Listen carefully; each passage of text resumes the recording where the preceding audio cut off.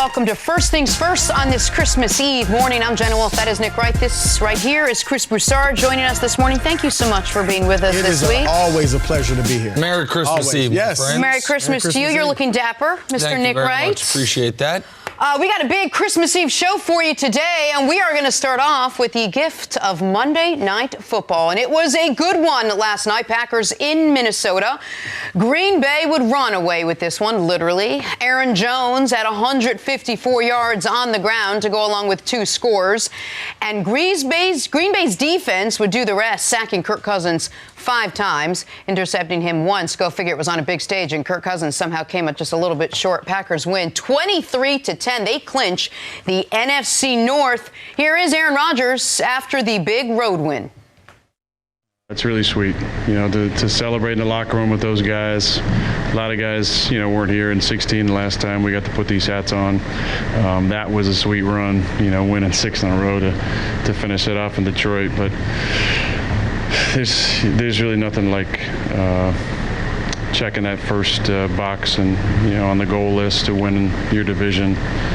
Obviously secures a home playoff game, and now we're playing for even more coming up next week.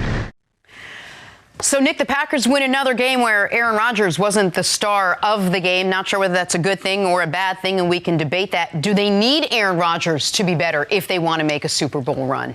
If they're going to win the Super Bowl, and before the year I picked them to get to the Super Bowl via the 1 seed, and right now if they win and the Seahawks upset the Niners, the Packers will be the 1 seed. What they need is 3 wins, and to get those 3 wins, they need Rodgers to be spectacular once. I don't know that they can survive a terrible Aaron Rodgers game, but Aaron Rodgers really only been terrible once all season.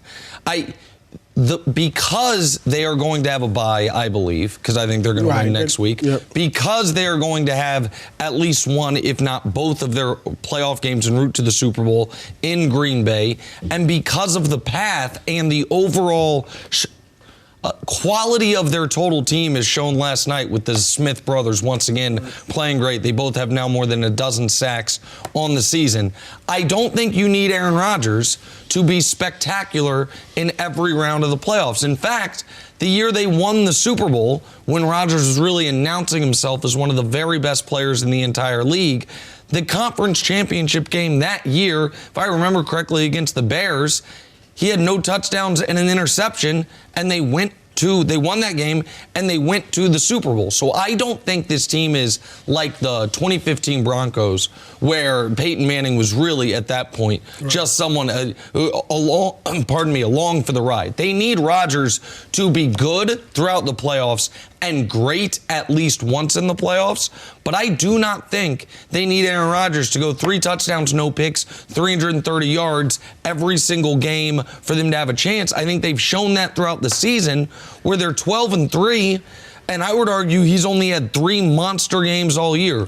Oakland, Kansas City, and the Giants. They've shown the ability to beat good football teams like the Vikings twice this year, with Rodgers having a good first game and a mediocre to poor second game, and they still handed the Vikings 2 of their 5 losses of the year. I actually agree with you. I don't think he has to be spectacular all the way through, but he's going to need a game, maybe 2, to get them to the Super Bowl, well, to win it for sure. He's going to have a spectacular game because, look, while the running game and the defense are very much improved, we're not talking about historically great running games and defense. I mean, Aaron Jones didn't even make the Pro Bowl. We can argue that he should have, but he didn't. The defense isn't even one of the top 5 defenses in the league. So when you look at who they have to go through, sure, they can beat Minnesota. They can beat whoever wins the NFC East without Rodgers being spectacular. Can they beat a San Francisco without, or New Orleans without it? Because I don't think their defense can hold those offenses down enough where Rodgers can just be okay and they can win. I mean, New Orleans put up 46 points on San Francisco's defense. So San Francisco obviously smashed Green Bay during the regular season, 37-9, I believe it was. So he's going to have a big game to beat one of those 2 teams. And then if you face Kansas City or Baltimore in the Super Bowl, they're going to have to put up points. It's just as simple as that. I mean, Kansas City put up 24 on them on Green Bay with Matt Moore as the quarterback. And Baltimore, obviously the best rush game in the league. Green Bay is like 23rd against the rush in the NFL. So I think they're going to need Rodgers to put up some points and be Aaron Rodgers at least once or twice. And I agree with you that there's going to be a moment. But I think what makes this Packers team different, the reason I think a lot of people were so optimistic about them, is because you don't need it every single week. Last year's Patriots, who won the Super Bowl, Brady was sensational in the first round. In the second round, he had a sensational final drive and a half, but he was actually pretty poor the first 3.5 quarters. And in the Super Bowl, they won scoring 1 touchdown. I think the Peyton Manning example, I think it has been a while since we've had an instance where a quarterback just had to put his team on his shoulders in order to win the Super Bowl. Hell, you could argue Joe Flacco is an instance where it happened, where they had the 11 touchdowns, 0 picks. I don't think the Packers are built that way, and so much of it will have to do with the path. If Seattle beats San Francisco and Green Bay gets the 1 seed, I don't think you need Aaron Rodgers to be spectacular to beat Seattle in Lambeau. Yeah, I do think you're going to need him to be spectacular if you're going to beat New Orleans in Lambeau, for example. So I think it really depends on how the bracket falls in that regard. So let's just take a step back for a second. Nick had the Packers coming out of the NFC. I don't know if you did or not. No, you did. And I don't want to say who I had. Earlier on in the season, it looked a little shaky with the way they were playing, and they seem to have put it all together in the last couple of weeks. What do you credit their turnaround to? Well, look, obviously the defense, you mentioned the Smiths, and I mean, their defense is much better, and that's something they haven't been able to count on. And then the running game. I mean, Aaron Rodgers, you never thought you'd say this, at least not for the next 5 years or so. He's been a game manager this year.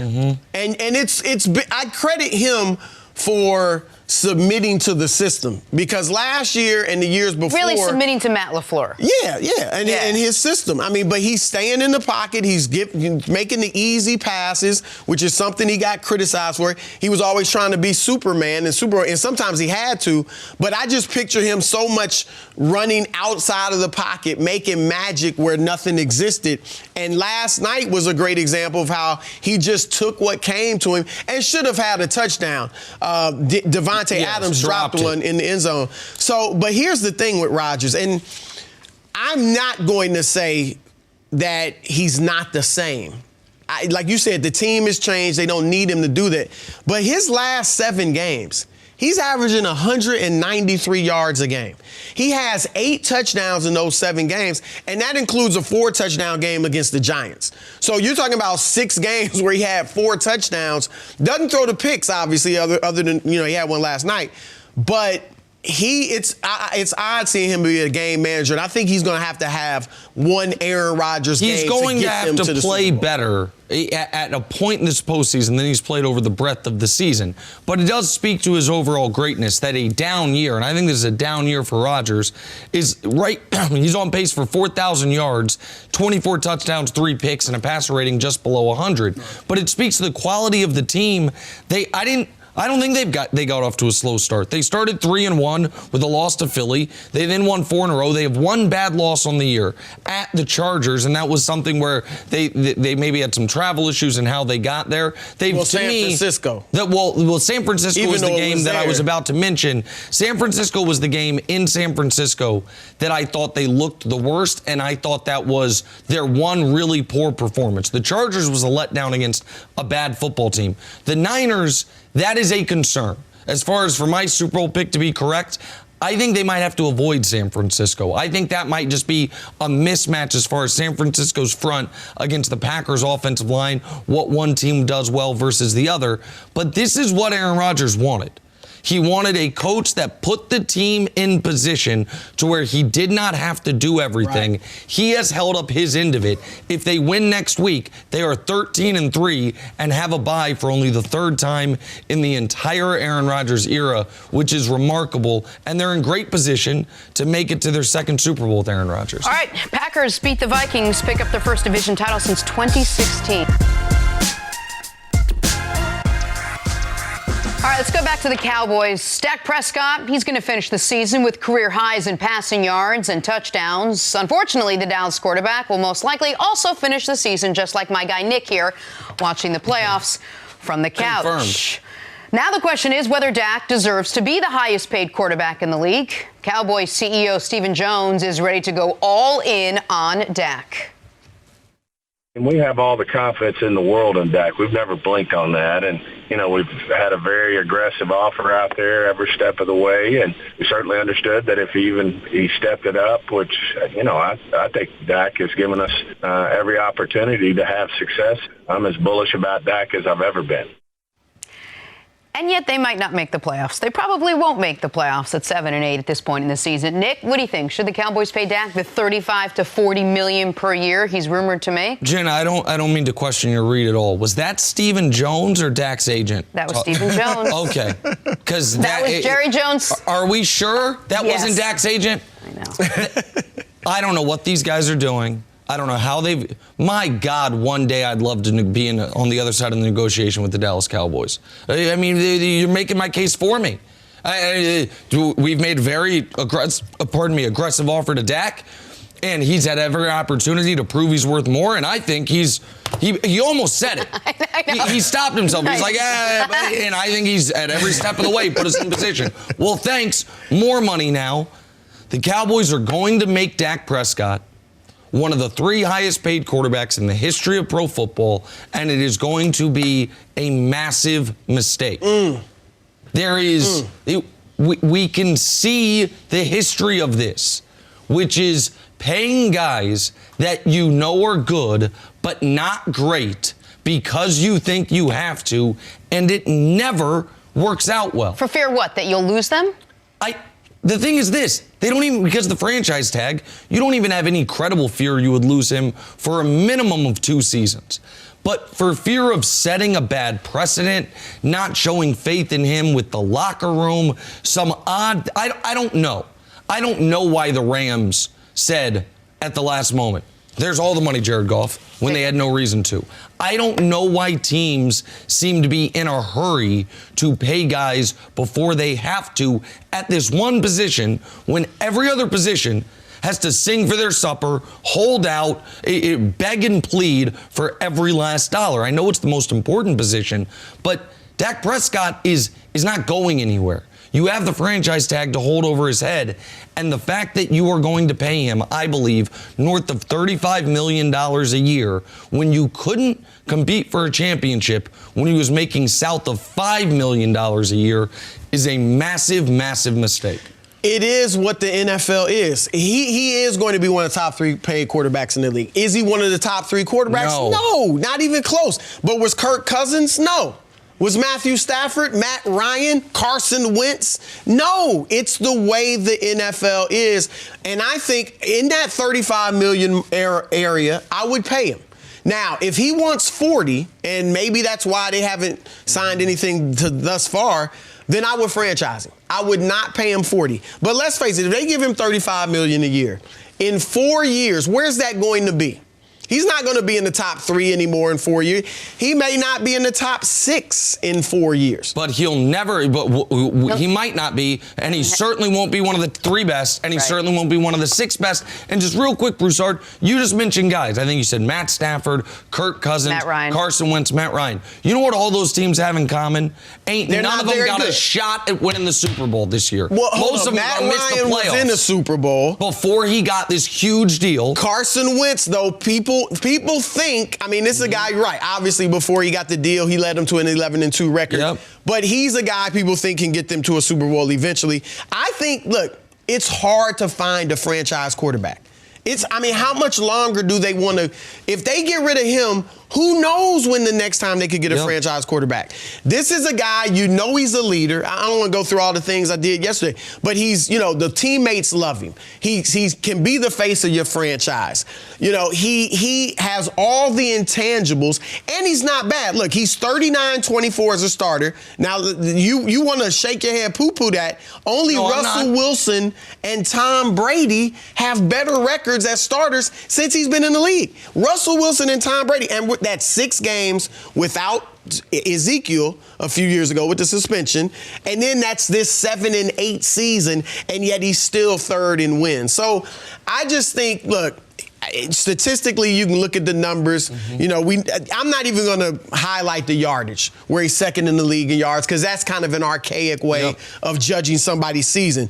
But he is 4th in yards per attempt, which is an important stat. He's tied for 5th in touchdowns, and he's 4th in QBR. So I think this is a guy, this is your quarterback. You just have to make sure you get the pieces. But what's more important, all those numbers and personal statistics, or getting your team to the playoffs in games that you should be winning, in winnable games? So again, I'm going to go option C, because I'm not a quarterback wins stat guy. And it's not fair this year to say, well, Dak doesn't have the wins, but he has the stats. When in previous years, I was saying, because I want to stay consistent, I know he's got a bunch of wins, but look at the numbers, look at his lack of it. To me, you are making the case that so many NFL teams do, which is, what's the alternative? The deal won't age that poorly down the road. When to me, it is this simple. Let's call it $36 million, just for simplicity's sake, okay? Because that would set the new market. It wouldn't be 40. It's probably around what the deal is. The question is Dak Prescott worth three Pro Bowl level players at other positions? Because $12 million a year gets you the best running back in football, gets you a good wide receiver, gets you an excellent corner. Pick the position. A $12 million a year will get you the top of the market for basically anything other than pass rusher, the very, very best wide receivers, and a couple other guys, left tackle, right? Dak is not. Russell Wilson, yes. Aaron Rodgers, yes. Drew Brees, yes. Brady up until this year, even though he didn't take the money, yes. Next year, Deshaun Watson, sign me up. Patrick Mahomes, 3.5 players, no problem. But the other guys who've gotten this type of money, it scaled to when they got it, whether it's Matt Stafford, whether it's Matt Ryan, whether it's Jared Goff right now, what we've seen is they might be worth 1.5 of those players, and they cannot make up the spread. And so what do you do with Dak? To me, the Cowboys just clearly won't. Franchise him. Yeah, I would have offered Dak 27, the Kirk Cousins per year deal, not fully guaranteed. And if you don't want it, Dak, you know what? You got $26 million coming to you next year via the franchise tag, $31 million the year after, and I would do the non-exclusive franchise tag, which means if another team wants him, they can come get him and give me 2 first-round picks, because I can build my team more smartly that way. Because if this team this year, Broussard, isn't talented enough to even make the playoffs, much less the Super Bowl, what's it going to be when you have to start paring away the roster because your quarterback gets a $30 million per year raise? But that's the point. You mentioned running back. We got our running back. And if Zeke falls off, we got Tony Pollard for a few years. You know, we signed up a lot of players on the defense. We already gave them the contracts. Amari Cooper was disappointing in the game Sunday, but they'll probably bring him back maybe at a discounted rate. So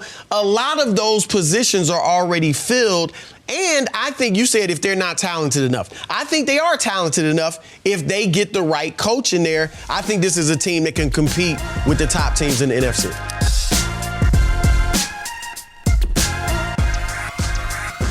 Cowboys lost to the Eagles on Sunday. Among the many reasons why, that pivotal 4th and 8 play for Dallas without Amari Cooper, who for some reason was on the sideline. Dak couldn't convert the 4th down. The Cowboys went on to lose, and now the finger pointing begins, mainly in the direction of head coach Jason Garrett. But Garrett redirected blame to his offensive coordinator, Kellen Moore, saying, quote, in terms of the personnel group, that would be Kellen's decision. Nick, what do you make of Garrett's answer there? I am almost at a loss for words.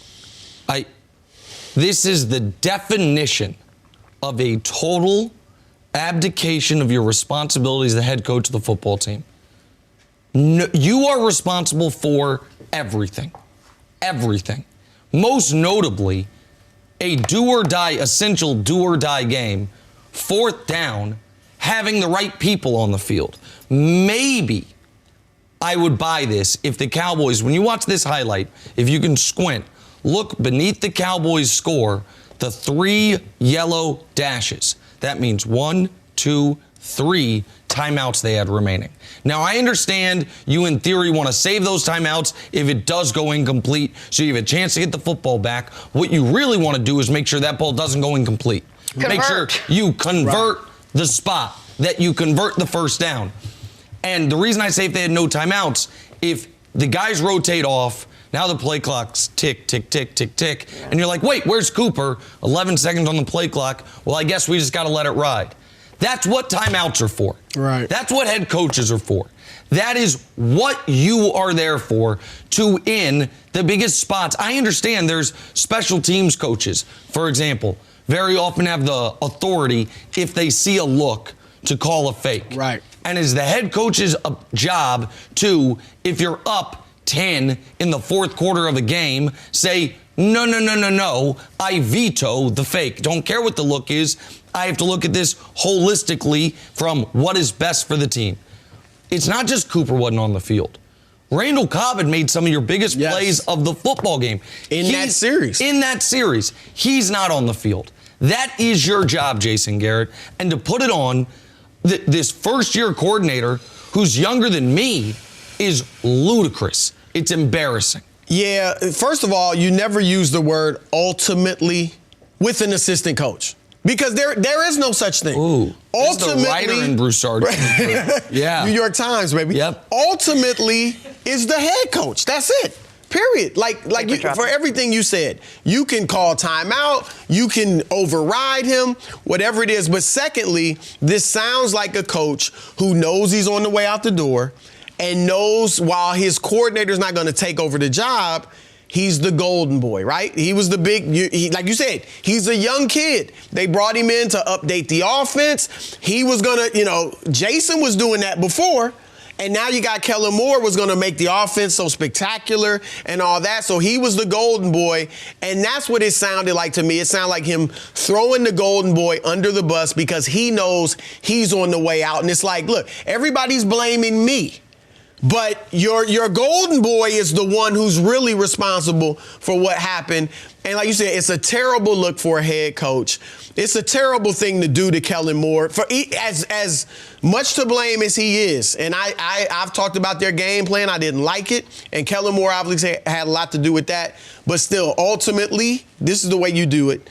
It's Jason Garrett's job to veto Kellen Moore. And who knows if Jason Garrett and Kellen Moore didn't have maybe a little, difference of opinion on whether they should run more or pass more earlier on in the season, and Jerry Jones wanted all in on Dak Prescott. Who knows what it comes down to? Okay, but I think that's an interesting point. Did Jason maybe throughout the year want to go against some of what Kellen was doing, and Jerry overrode him? Maybe. Who knows? And that would explain something like this.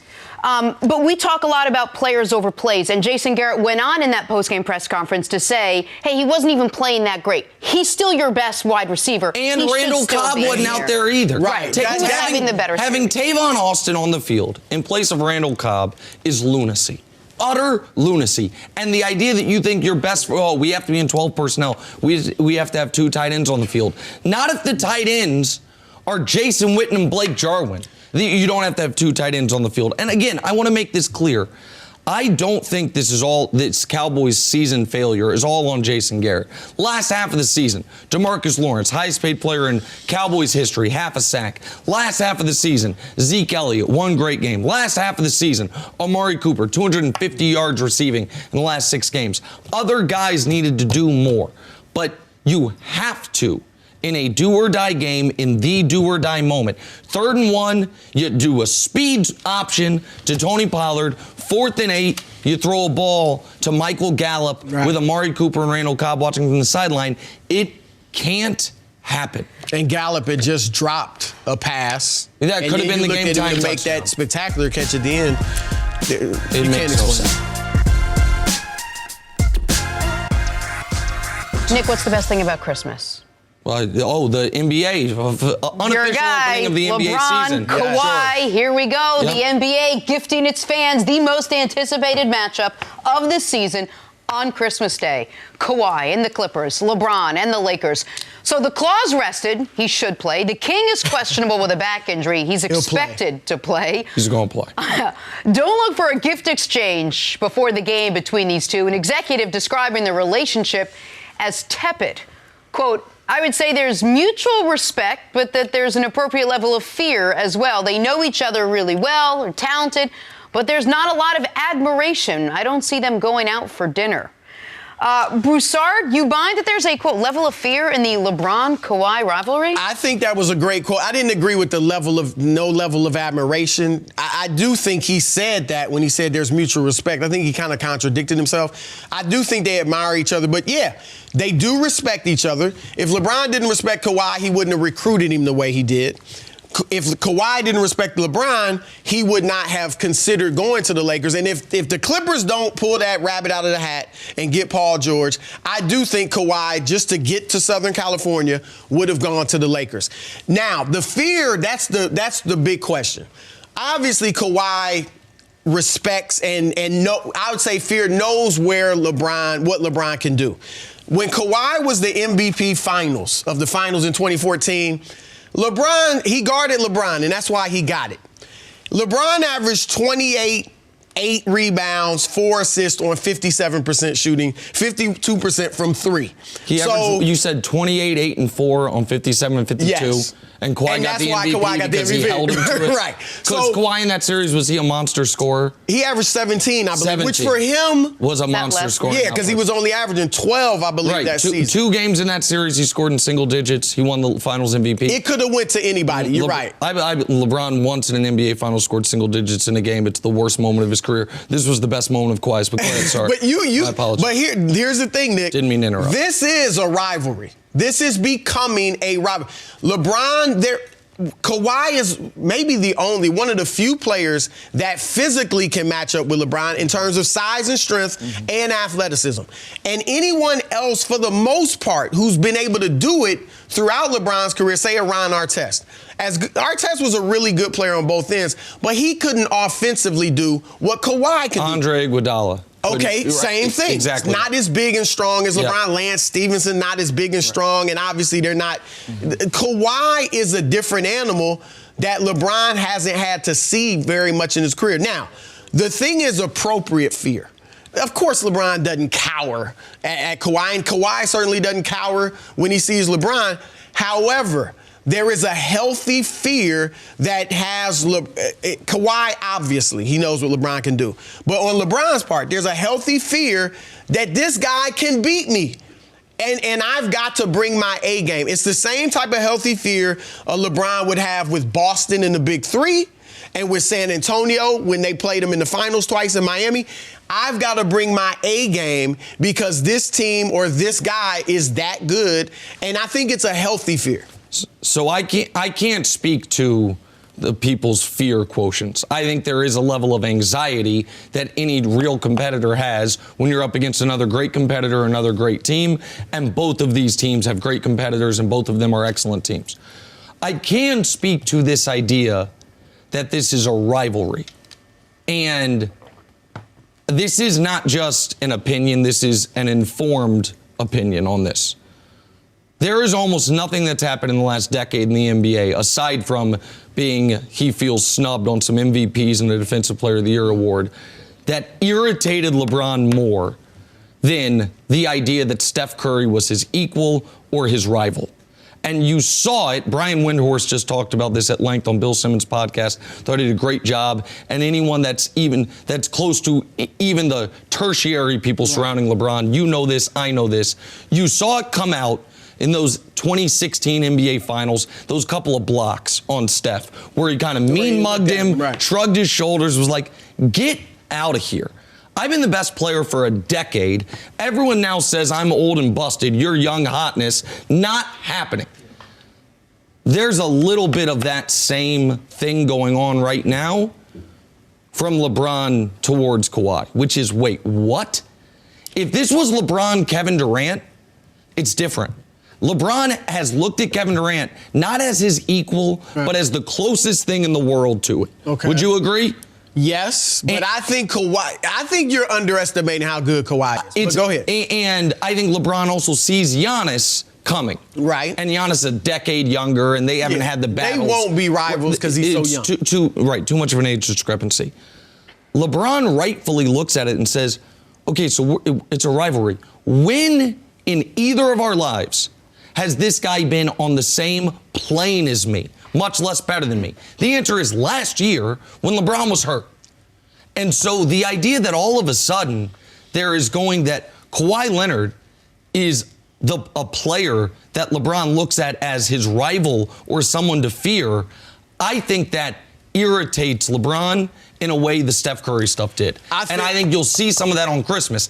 I'd love to say you'll get to see when they guard each other, but these days Kawhi doesn't guard the opposing team's best player, so and LeBron's not going to guard him either. I think maybe you'll see some of it. Occasionally, right. And if they meet in the playoffs, I think at late in games you may see them matched up against each other. But I hope you're right, because I want this, like I said, this should bring out the best in LeBron. And obviously, Kawhi Leonard is not as good of a player as LeBron historically. But right now, he's not. Hold on. He doesn't control a game like LeBron. But he does have something LeBron doesn't have, which he knows I can get to certain spots when it's time to get a bucket. I know if I get to this spot, I'm hitting this mid-range jumper in the middle of the lane on different sides of the paint, and it's money. 70% of the time I'm going to hit it. LeBron doesn't have that go-to move, as great as he is. He doesn't have that, other than it's just going to be a drive to the basket. Kawhi, when people compare him to Michael Jordan, obviously he's not as good as Jordan. But his game is similar stylistically. He doesn't over dribble, doesn't dominate the ball, 2-dribble pull up, mid-range stuff, great on both ends. He is an appropriate foe for LeBron at this stage of LeBron's There's career. not just a small part of this at the beginning of the season that LeBron was like, come play with me, and Kawhi was like, no, let's play, not with you, I'm going to play against you. Let's see how it works out for him. I am glad he did that, though. Yeah, Isn't it better for the league? It's great for the league. Back here, first things first, we are joined by former NFL head coach Eric Mangini. Merry Christmas, Coach. Merry Christmas. Good morning. How are you doing? Good to see you, Coach. Good to see you, too.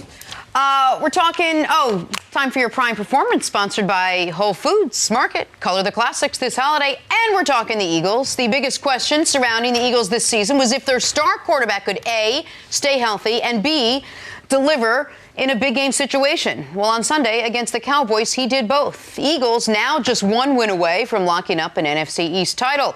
Head coach Doug Peterson knows how far Wentz can go, saying he was huge.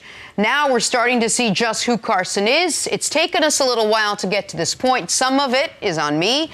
As a play caller, understanding Carson and his strengths, he put the team on his back.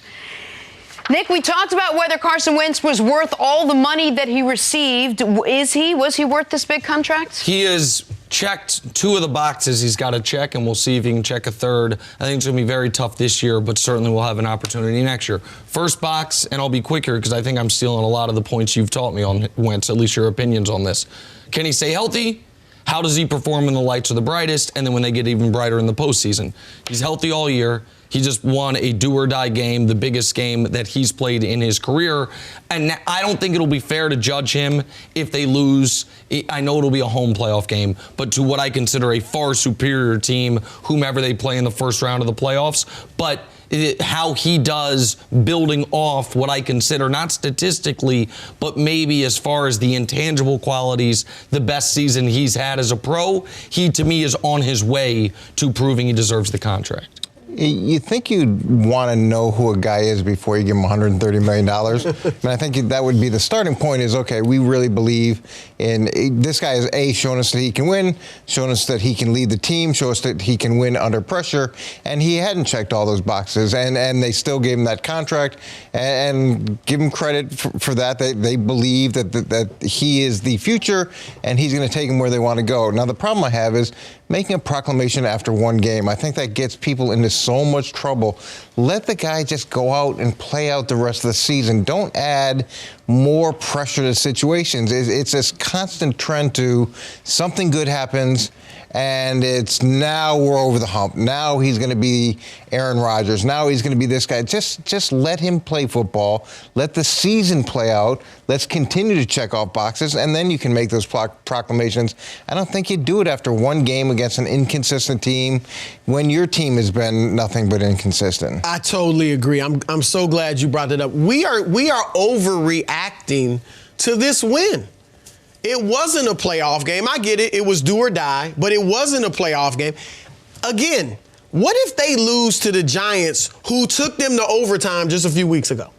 I mean, it undoes all of this. Yes. So you're totally right. Why make the proclamation? If they get to the NFC Championship, then maybe you make a proclamation. Okay, Carson is now what we thought he was. The future's bright, blah, blah, blah.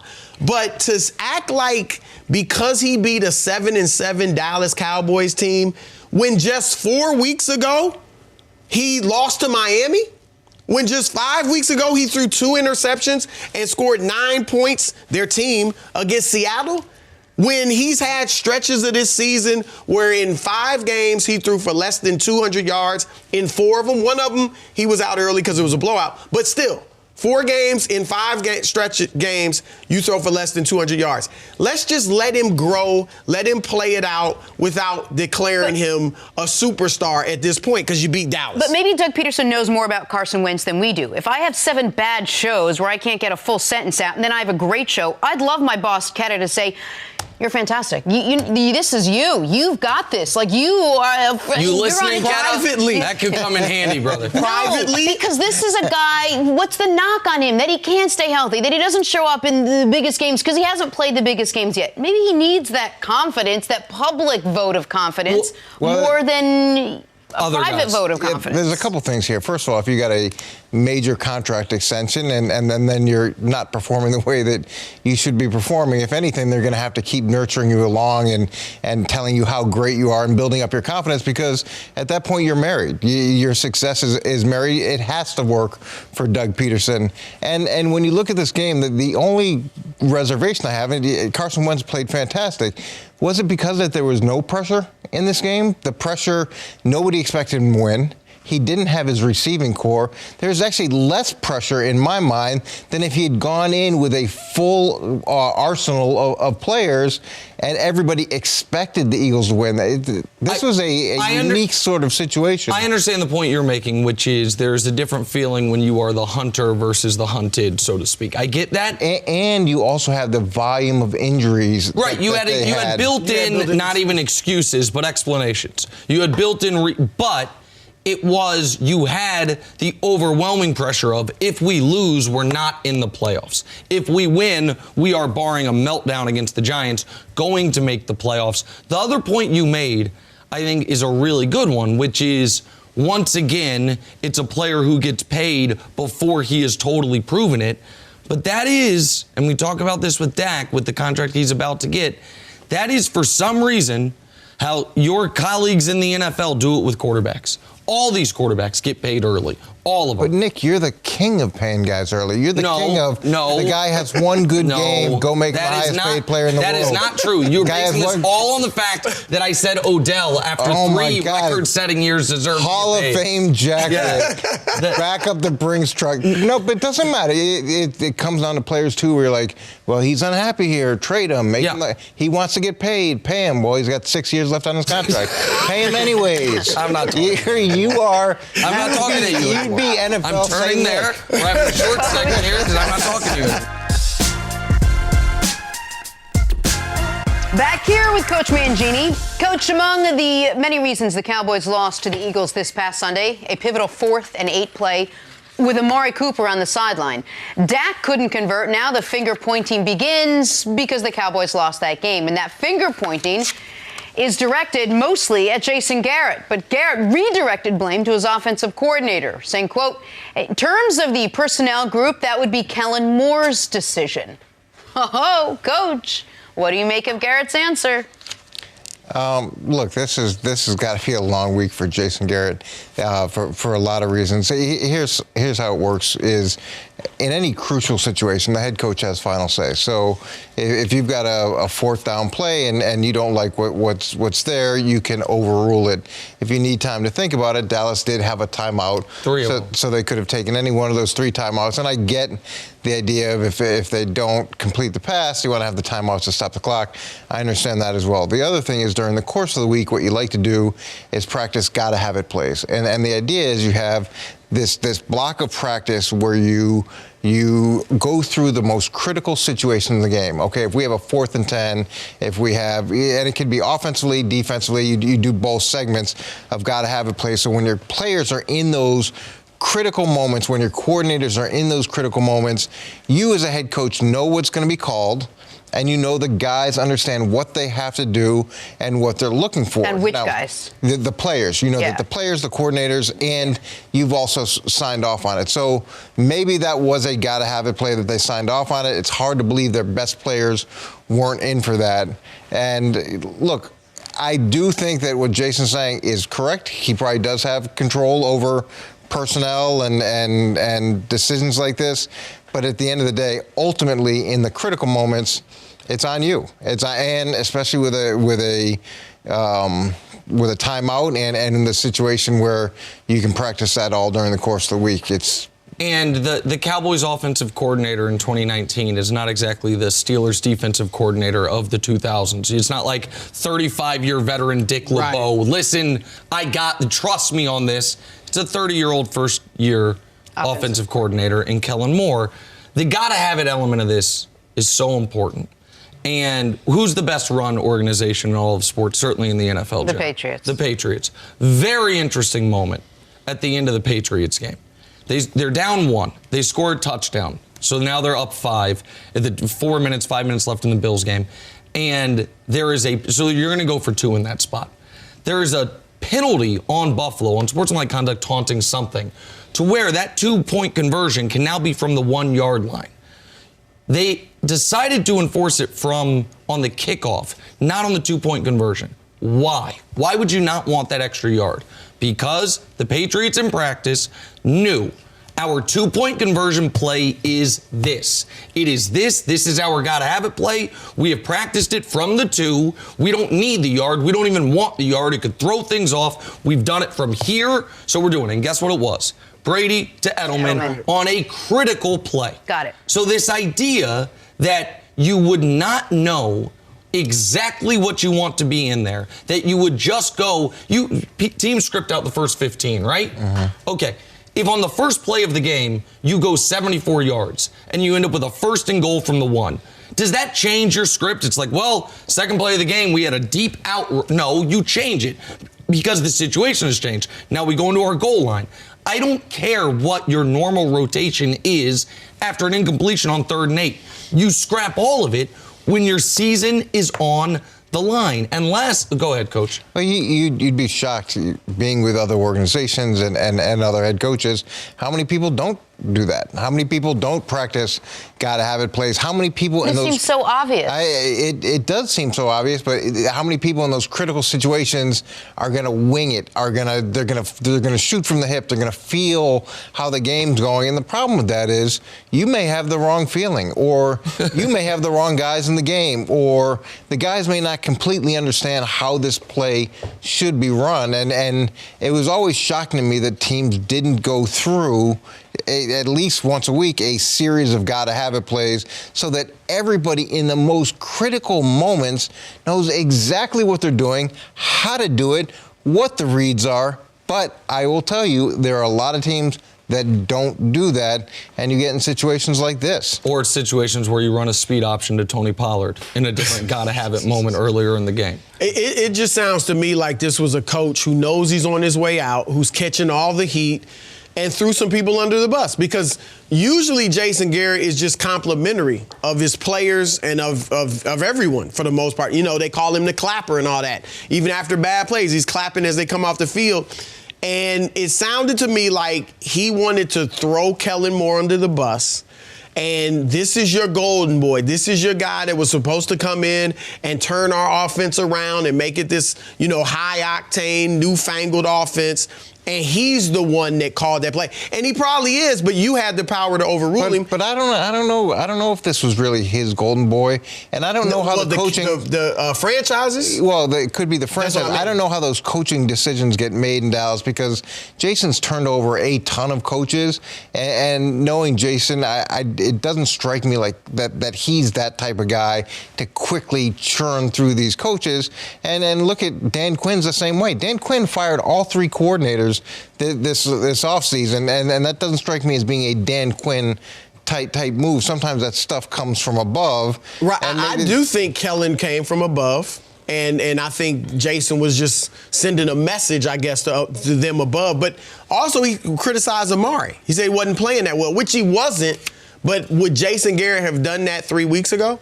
He probably would have said something complimentary about Amari. So I just think he knows he's on his way out, and he feels like I shouldn't be the one getting all the blame.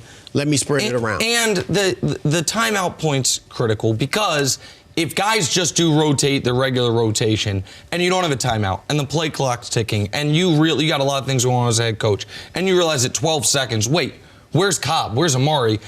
Nothing you can do. Maybe you don't want to take a delay game there, but you have the timeout. The other question I have for you on this before we move on is, when you were a head coach, with special teams coordinators, it's usually, tell me if I'm wrong, their job where if they see a look from the opposing team, like this is where we can pull off a fake punt, that they inform you of that, right? Yeah. But because a fake punt is such a high variance play, typically they don't have the right to call it without consulting with the coach, right? No, this is what could happen is you can go into the game and say, look, if we get this look, I agree, we're going to onside kick or we're going to fake punt or whatever it is. So he may not have to double check with you in the moment. You go in with the understanding of and typically it's the second or third time, because you want to confirm that you have the look. But the reason I bring it up is, with all that said, you get the look. If you're up 10 and there's 4 minutes left in the football game and you're getting ready to punt, the special teams coach does not have the right in that spot to be like, time for the fake.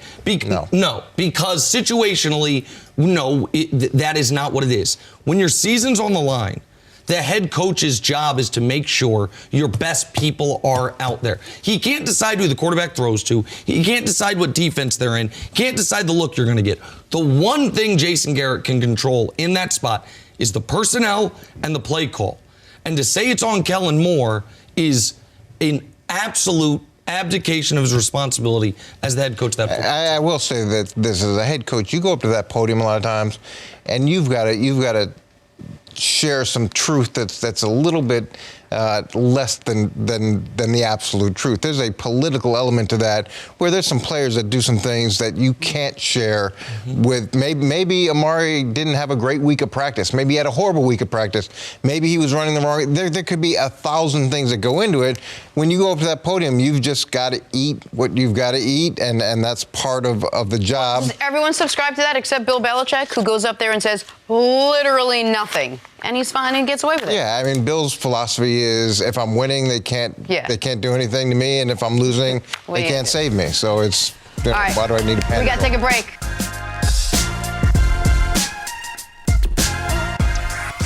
All right, Broussard, let's play a little in or out. One day after losing running backs Chris Carson and C.J. Prosise to injury, Seattle went beast mode, signing 33-year-old Marshawn Lynch.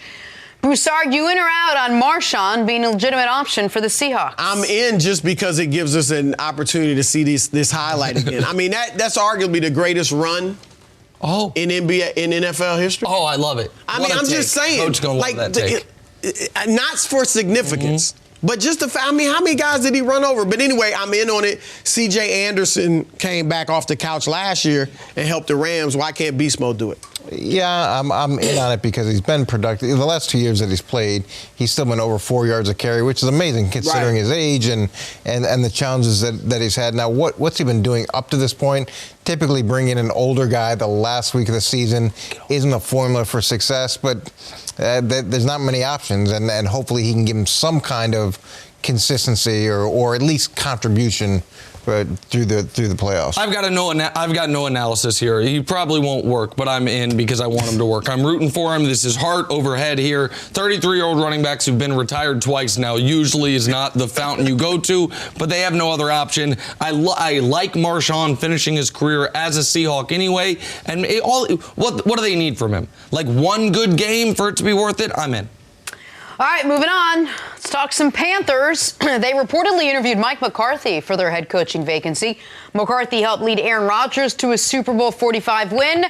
Broussard, you in or out on McCarthy being a good fit with Cam Newton and the Panthers? I mean, I'm in. I think he's obviously been a good coach. And I think there's stories about him really getting more into studying the analytics in the offseason. He's probably looked at a lot of the new offenses and, creative ways guys are doing things now that he's been off. So I think it's certainly worth a shot. I mean, I wouldn't be mad at that move if they go with McCarthy. I'm in. Yeah, look, I'm in as much as you can be in at this point with any decision. You don't know where Cam Newton is going to be. You don't know what he's going to be like, when he comes back. If you want a veteran head coach, you've got an opportunity to go get one who's had a history of success, and he's on the offensive side, so that plays well to at least making that decision at quarterback and making that informed decision at quarterback. I'm out for two reasons. One is if you wanted an established veteran, kind of hard-nosed head coach, you had one in Ron Rivera and you got rid of him.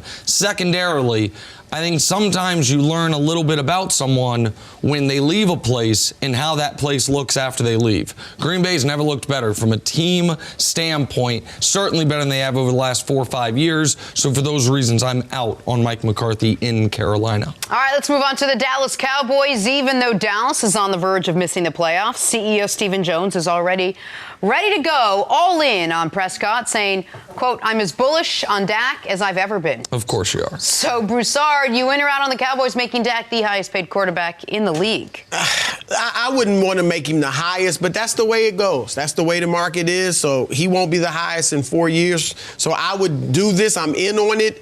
And by the way, since he's come into the league, he has more wins as a starter than any quarterback other than Russell Wilson and Tom Brady. That's pretty good. And Chris's point is the most valid point. You have to pay what the market is, and if you believe that this is your guy moving forward, then you're going to have to pay market price. Do I necessarily believe it? No, and I think this is the problem. When the owner is also the GM, the person who picks the players is going to believe that the players are the reason for your success, and that if there is failure, it's the coach's fault. So it's a skewed evaluation, and as long as he's bullish, then Dak's going to be really happy. When these quarterback contracts come up, when the analysis is it's the market, he was next in line, it's the price of doing business. Those are all just different ways of saying is a bad deal that the team's going to regret. Nobody said it. When Russell Wilson got his deal, no one's like, well, it's the price of doing business. They're like, damn, Seattle locked up Russell Wilson. It's awesome. Same with Aaron Rodgers. Same with Drew Brees' last few deals. I'm out on this. The Cowboys are going to do this, and they're going to regret it. They are going to be worse off because they're going to have to pair off talent from their roster to find the $35 million a year for Dak Prescott. I said it when Goff got his deal. We've said it with many other deals that have proven to be correct. No, the Cowboys shouldn't do it. They, of course, will. But, Nick, it's easy to say that, but you need alternatives. And when you don't have this has been a very successful player in this system, and without a viable alternative, then you may be able to go get other quality players. But, again, you got to be able to identify those quality players as well. So I got invented the franchise tag, my friend. Franchise tag him and see what he does next year. See if he can be better. Well, it wasn't good enough for Odell, but it's good enough for Dak. Dak is not as good of a player as Odell. That is obviously. He's had a better year. He's had a much better year. See you a little bit later. You have to admit that. Thank you for listening to the First Things First podcast. Remember, leave us a review and tell us what you think. Subscribe to the podcast on Apple Podcasts and catch us on FS1 Monday through Friday, 6:30 a.m. Eastern.